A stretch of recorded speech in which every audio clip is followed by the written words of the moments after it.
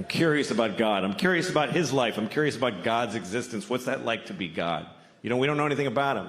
I think one reason people don't believe in him because we don't have a sense of God, because he doesn't say anything anymore. He used to talk all the time. He used to go up to people on the street. Hey, tell everybody does that. Writing on the rocks. Look at that! Do it! And it was confused. Everybody's like, oh, okay, trying to figure it out. And then for 2,000 years, he just, nothing, says nothing. And everybody's fighting. He could clear a lot of shit up with a 5-minute press conference. If God spoke for 5 minutes, he'd solve a lot of problems. He'd just show up, all right, everybody, yeah, I'm the Lord, okay. Real quick. First of all, Mormons just, no. What is that? Just go home. Also, Jews with the little things, what the fuck, I don't know. Put a hat on or don't, nobody gives a shit. This is weird, I hate these. I hate them. I send everybody with one of those to hell every day. I do, it's just my thing, just so you know. Do what you want, but that's where you're going. Now you know. Also, I don't care who you fuck, I don't care. It never mattered. It was Adam and Eve and Steve, they were all fucking each other. I was jerking off to it, it was a great time. So it's not an issue for me. I don't know why it is for you. Have fun and use all the holes, that's what I say. Also, you're supposed to fuck the animals. That's why I made them. Why are you not fucking the animals? There's only like 30,000 of you fucking the animals. What are the rest of you? You're eating them? That's disgusting. How could you eat a perfectly fuckable pig?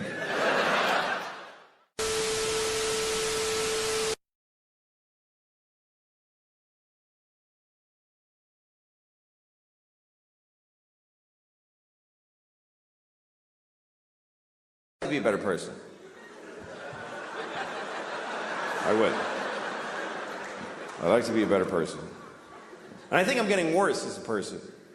Because as you get older, you start finding out, like, let me give you an example before I rented a car a couple of weeks ago in Los Angeles, had the car for a few days, and then when I went home, I had to drop the car at the rental place. You know, you gotta go to the rental place that's off the airport, give them the car, give them your thing with the mileage, you gotta get on a bus, and then go to your terminal and check in. I was late, and I was worried about missing my flight, so I knew I had no time to do any of that. So I never did this before, I just drove my car right to the terminal, and just left it there. And I got on the plane. And once I was on the plane and I had a little moment, I called Hertz, and I said, hey, listen, your car is sitting out in front of Terminal 4, and the keys are in it. So that's where it is. And the guy was like, you can't do that. You have to return it to this location and then get... And I go, well, I didn't do that already. And now I'm leaving California. So if you want your car, you need to go to that place where it is. And he was like, oh, Jesus, man. All right, we'll get it. And that was the end of it. And I realized I could do this every time. Every time I rent a car, because of course they want you to do all that shit. But if you don't, they still want the car back. They're gonna send a dude. You could drive a car till you don't want it, just get out of it while it's moving and just walk away. Well, I don't feel like being in that car any longer. Just call Hertz, hi, your car is drifting into the intersection of 28th and Broadway. If you're interested, it's now your problem. But see, this is a terrible realization. Because you should act in a way that if everybody acted that way, things would work out. You should, because it would be mayhem if everybody was like that. And most people kind of don't care. Most people are very selfish. Most people don't give a shit what happens as long as they get to do their favorite thing. People don't even want to back off from their favorite thing. They won't even do their second favorite thing. Like, you ever seen somebody like, they're at an intersection and they want to make a left, but they're in the all the way right lane because they messed up. So now okay, here's the guy. He's in the right lane, and there's a lot of cars, like 6th Avenue, like a lot of cars, And he wants to make that left. So what does he do? He just does it anyway. He just goes ahead and he just shoves his car through everybody's life without any... And everybody's beep, honking and outraged. And you always see the guy go, I have to. There's no other possible thing I could do. What else could I do except go up one more block and then go left and take 4 seconds? That's not my favorite way, though. That only meets 99% of my criteria. But I'm selfish. I would like to be a better person because I got kids. And I want to, pass on a better... But sometimes it's not clear what the right thing is to do. Like one time I threw a candy wrapper on the street. And I didn't do it like, yeah. I just... yeah, take that shit straight. I did it because I was, like shaking. I wanted the candy.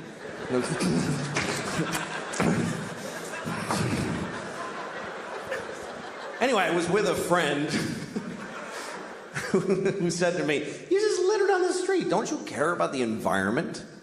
And I thought about it and I said, you know what? This isn't the environment. This is New York City. This is not the environment. This is where people live. New York City is not the environment. New York City is a giant piece of litter. It's like the giantest, next to Mexico City, the shittiest piece of litter in the world. Just a pussy, runny, smoking, stinking piece of litter.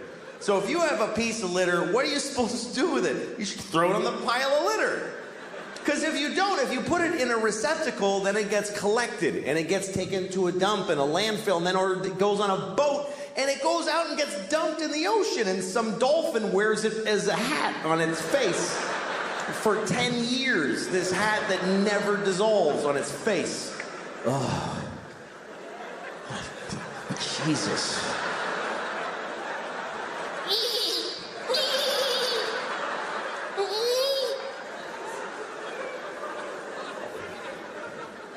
I mean, everything that we introduce to the world is shitty.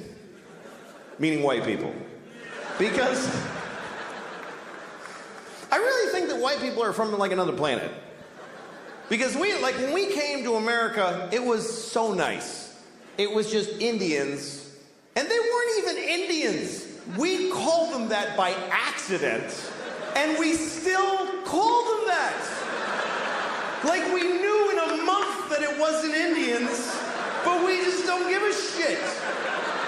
We never correct it. We came here, they're like, hi, and we're like, hey, you're Indians, right? And they're like, no. No, this is India, right? No, it's not, it's totally other place.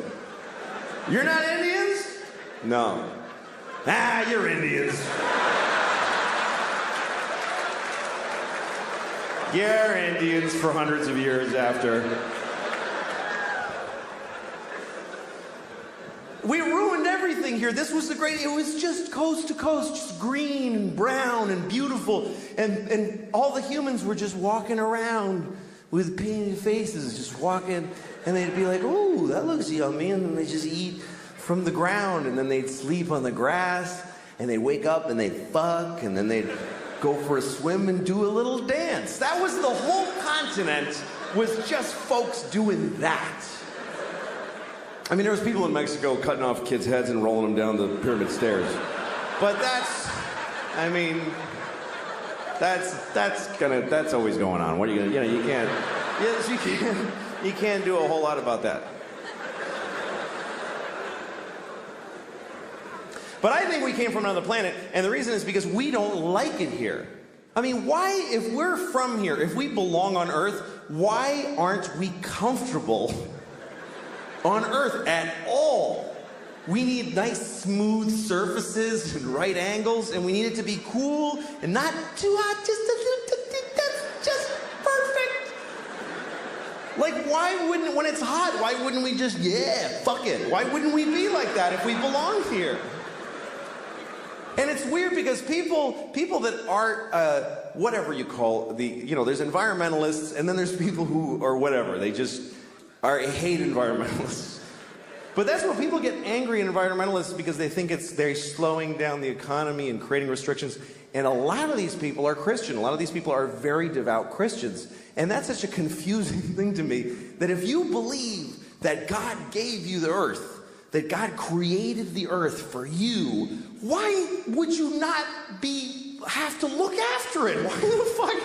Why would you not think that when he came back, he wouldn't go, what the fuck did you do? I gave this to you, motherfucker. Are you crazy? The polar bears are brown. What did you do to the polar bears? Did you shit all over every polar bear? Who did this? Who spilled this shit? Who spilled this? Come over. Did you fucking spill this? What is that? It's oil. It's just some oil. I didn't mean to spill. Well, why did you take it out of the fucking ground? Because I wanted to go faster. I'm not fast enough. And I was cold. What the fuck do you mean cold? I gave you everything you needed, you piece of shit. Well, because jobs. What is a job? Explain to me, what's a fucking job? You work at a place and when people call when their game doesn't work and you help them figure it out. What do you do that for? For money. What do you need money for? Food. Just eat the shit on the floor. I left shit all over the floor. Fucking corn and wheat and shit. Grab it up, make some bread. What are you doing? Yeah, but it doesn't have like bacon around it and like I like when it has like bacon on it and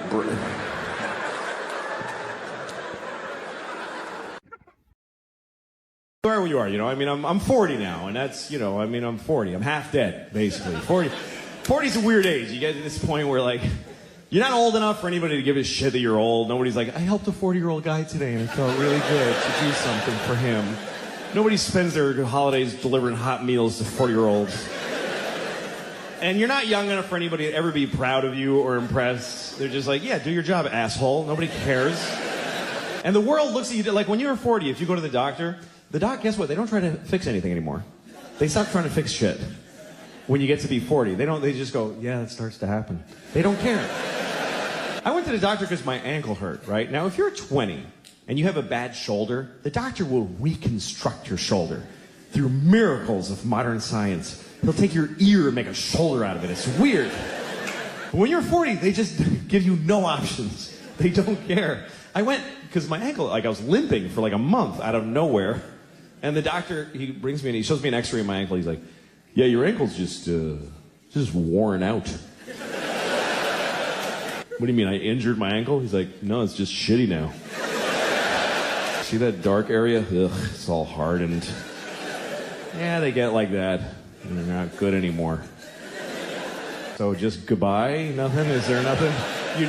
Nothing? There's no, it's like incurable shitty ankle. That's it. And he goes, well, there's things you can do. You can stretch.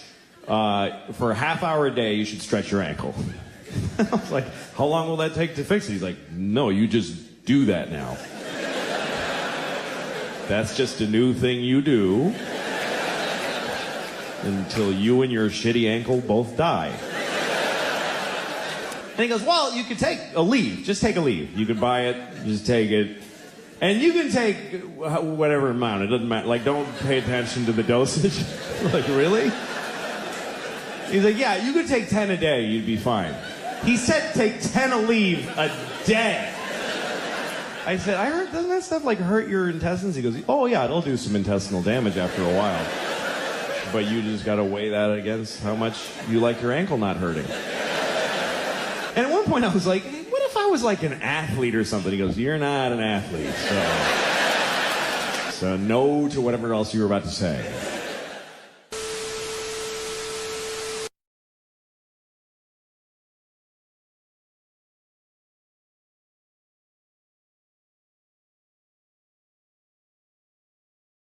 Overweight people deal with things that none of us deal with, because I'm not overweight.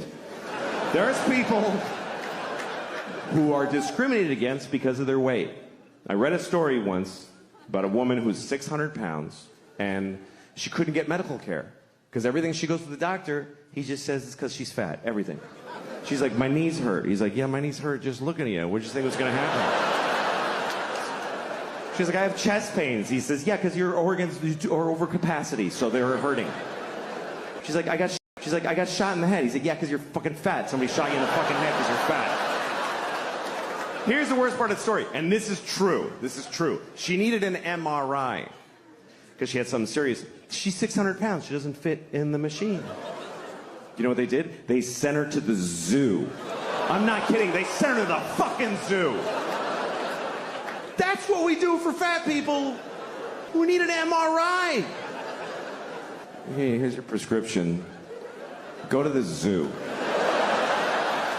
Yeah, that's where you should go. You should go to the zoo. By the way, you know how many fat people we have in this country? About 600 trillion billion thousands of them. You know how many trans people there are? About 38. But if you're trans and you need a restroom and it's awkward, we'll change every restroom. But if you're fat and you need an MRI, you go to the zoo, you fat bitch. Just go to the zoo. You go experience that today. What happens when she gets to the zoo? What actually fucking happens when she arrives at the zoo? Are you here to see the monkeys? No, I'm here for an MRI. Oh, shit. All right. Yeah. Uh-huh. Okay, just stand in the straw over here. Yeah. You're after the walrus who has lymphoma. By the way, why is there an MRI machine at the fucking zoo? Who was developing that instead of a fat human being MRI? Who's paying for this shit? You don't give an elephant a fucking magnetic resonance image test. What are you, fucking high? That's obscene. If an elephant is sick, you just listen. You do this thing. Misa thinks she's gonna die today. I'm saying this out of respect for elephants, by the way, because we're supposed to respect how they live. They don't fucking cure their diseases. This is not their culture. This is our weird. Let's fix it. Oh, he's sick. That's not how elephants live. An elephant in the Serengeti isn't like, I have a lump, I have to see my oncologist. When an elephant gets cancer, he falls over and he takes his fucking turn and becomes food. You don't put an elephant in a state-of-the-art...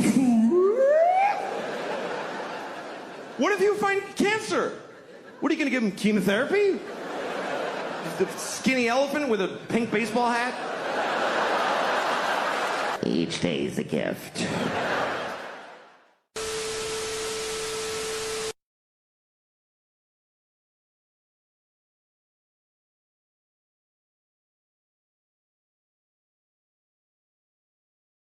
NPR. We always listen to NPR because we're better than you. And so we're listening to NPR at breakfast the other morning, and there's this one story where they kept using this phrase. They kept saying 9/11 deniers. They kept saying that. 9/11 deniers. And my daughter was like, what is that? And I said, well, it's a group of people that think September 11th was a conspiracy. And she said, oh, I thought they were saying 9/11 deniers.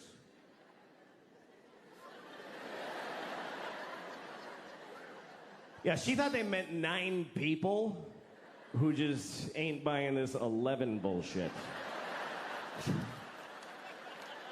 Just a small fringe group, really. There's only 9 of them.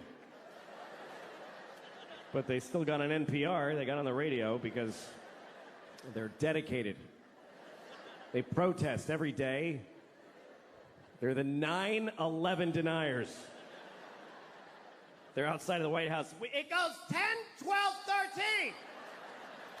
Just know it. We are the 9/11 deniers. We know that 11 is a bullshit number propagated on the people by the man.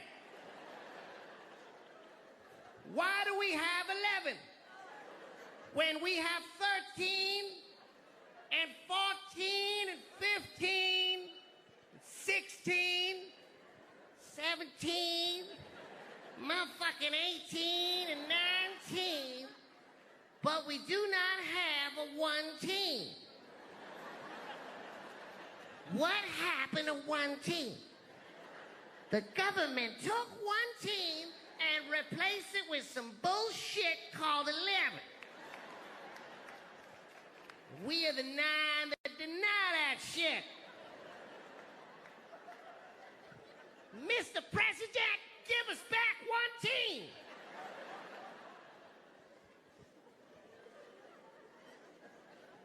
I don't mean to offend any Chinese people with the stereotype, but That's right, I'm Chinese, motherfuckers. I lived in Shanghai. I'm Chineser than a motherfucker. My chopsticks and whatnot. Ha! all right. I'm sorry. Here's the thing. Stereotypes are harmful. That's the truth. But the voices are funny. And I don't know how to reconcile those two facts. I enjoy doing the voices, but they're offensive. So I do them at home. I used to do them for my kids when they were little. They liked them. They didn't know it was a race thing. They just enjoyed, Daddy, do the friendly man. You want me to be the friendly man, little girl? We love the friendly man. He loves little white girls too. Let's have some scrambled eggs.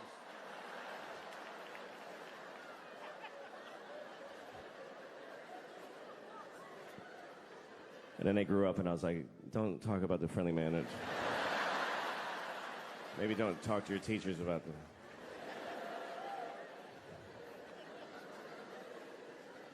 My kids go to public school in New York City, and all right, send your kids there then. Teach them that's what life is like.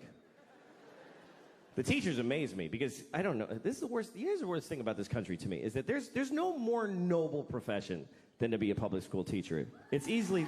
Please don't. You're not gonna like it. You're not gonna like where it's going. I don't recommend clapping at any things. You'll regret it at the end of the thing. In a democracy, there's no more noble contribution you can make than to teach in a public school. And in this country, the people that do that, they're fucking losers. They're just rock bottom fucking losers.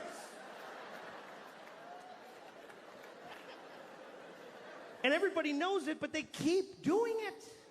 New people are teaching every day, knowing how shitty it is. They show up, they tell them ahead of time, hi, what is this job? And they say, okay, here's what we need you to do. We need you to make children know math. Wow. Do they want to know math? No, they don't want to know it. You need to make them know it against their will while they're exploding sexually and Who are these children? Just whatever kids live near the building.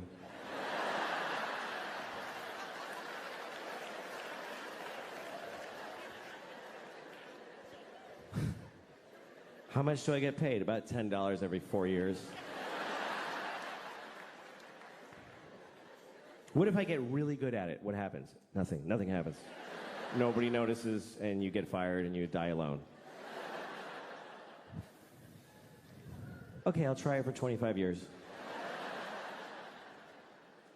My daughter's learning about Greek mythology, and she was asking me questions about it. She was like, Daddy, who's Achilles' mother? I said, I don't fucking know. Don't ask me that shit. I don't know who Achilles' mother is. Don't yell it out if you know it, please. It's Camp Amputees. Nobody cares what you know. She had a question about Achilles, and it was an interesting question, and I'll tell it to you. But first, the story of Achilles, real quick. Achilles was a baby.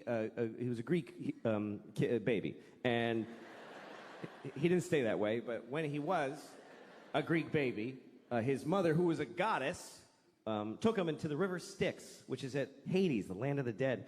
And she dipped him in the water of the river Styx because there was a magical quality to that water that it would make you impervious of any harm. You couldn't be hurt. It was like a shield, right? So she dipped him in that water to protect him. But she held him by the heel. That's the important detail. Held him by the heel, which is an awkward way to hold a baby. By the heel. Try holding a baby by the heel and dipping it in a river. You will never see that baby again. I lost the baby in the water. I was trying to wash him and he fell in the river. I'm sorry, Mr. Achilles, I lost your baby. You told me to hold him by the heel. He's asleep. Achilles' mother's a Mexican nanny. It's a lesser-known character in the Iliad. Anyway, his mother, she was able to hold on, of course, because she was a goddess. She was the goddess of grip or whatever, I don't know. And she held on, and then he was protected, except on his heel. His heel was not protected, and so that's what we call your Achilles heel, your one vulnerable place. Everybody's got their Achilles heel. Achilles' Achilles heel was his heel. Like, literally.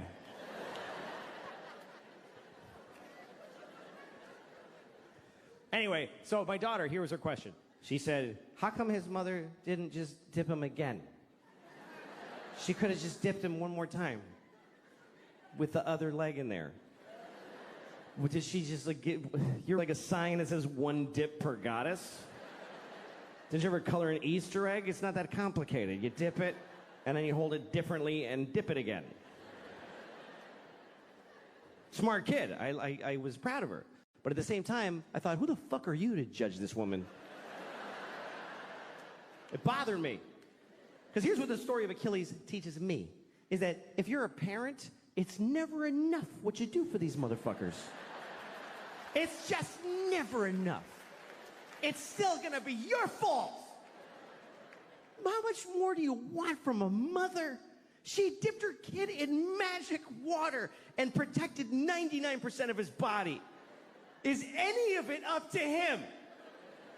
He could have just wore a big shoe and be careful. But he goes out in sandals, fucking flip-flops, and a sword and fights the whole planet. I'm Achilles because my mother dipped me.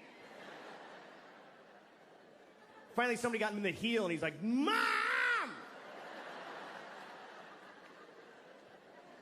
Thanks a lot, Mom!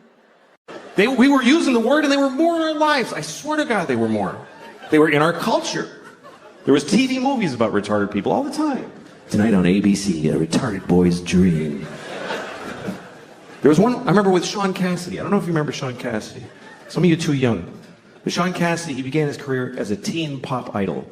He was a 13-year-old boy with a very hit song called Da Do Run Run.